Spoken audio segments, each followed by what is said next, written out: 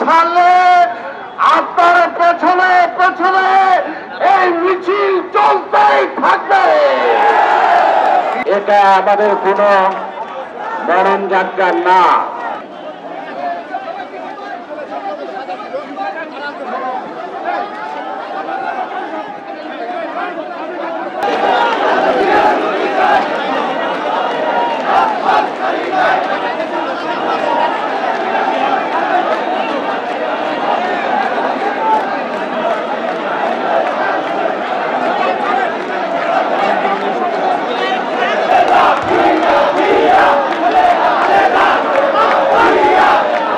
আজকে আমাদের এই পদযাত্রা গণতন্ত্রের জয়যাত্রা।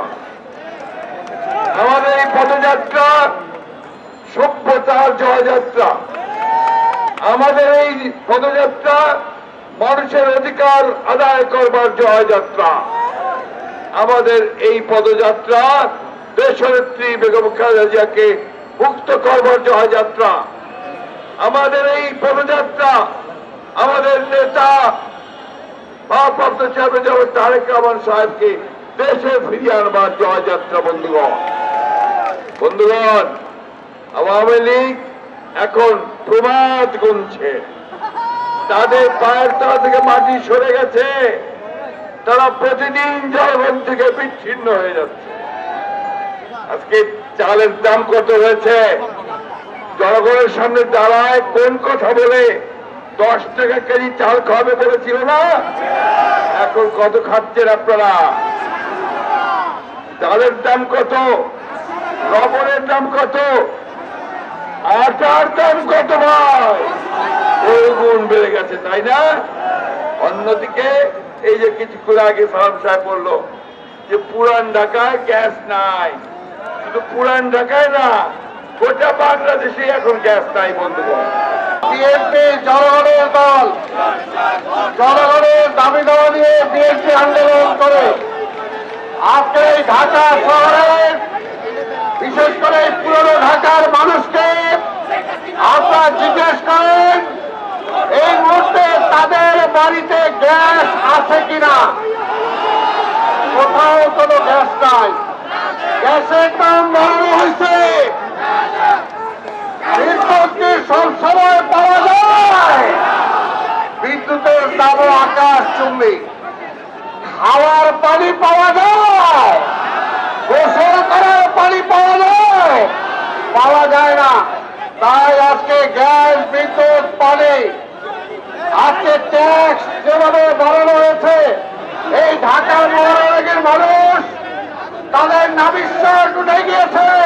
আমাদের নেতা তারেক রহমান, যার নেতৃত্বে আজকে আন্দোলন হচ্ছে, তার বিরুদ্ধে এক পর এক মামলা দিয়ে যাতে দেশে না আসতে পারে সেই ব্যবস্থা করেছেন। আমাদের সমাবেশ ছিল 10 তারিখ, 7 তারিখ হামলা করে দিচ্ছেন ভয়ের সাথে। বলতে চাই, যতই ভয় পান, ক্ষমতা না ছাড়লে আপনার পেছনে পেছনে এই মিছিল চলতেই থাকবে। আমরা পথের সাথীদের প্রতি ছুটে নেব এবং এই পদযাত্রার মধ্য দিয়ে রাজপথ দখল করব। আজকে বিএনপি অত্যন্ত গণতান্ত্রিকভাবে এবং শান্তিপূর্ণ আন্দোলন করছে। তারপরে সরকারের নানাভাবে নানা উস্কানি দিচ্ছে। বিএনপি এই মুহূর্তে কোনো উস্কানিতে পা না দিয়ে শান্তিপূর্ণ গণতান্ত্রিক আন্দোলনকে অবলম্বন করে এই ফ্যাসিস্ট সরকারের পতনের পথ অবশ্যই নিশ্চিত করবে। এবং আপনারা যারা সাংবাদিক এবং যারা পদযাত্রায় অংশগ্রহণ করছেন, সাধারণ বিভিন্ন শ্রেণী পেশার মানুষ এবং জনগণ, বিভিন্ন রাজনৈতিক দল যারা জনগণের ভোটাধিকারে বিশ্বাস করেন, তারা ইতিমধ্যে ঐক্যবদ্ধ হচ্ছে।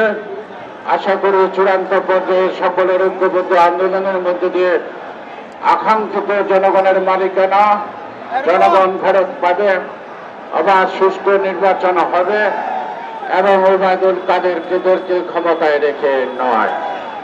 আজকে একটি শান্তিপূর্ণ পদযাত্রাকে নিয়ে বিদ্যুৎ করে ওবায়দুল কাদের, আমি তার উদ্দেশ্যে বলতে চাই, এটা আমাদের কোনো মরণ যাত্রা না।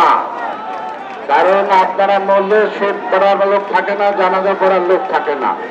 আমরা আবার আপনাদের জন্য শোক মিছিল করছি, ভবিষ্যতে তো আপনাদের জন্য কেউ করবে না।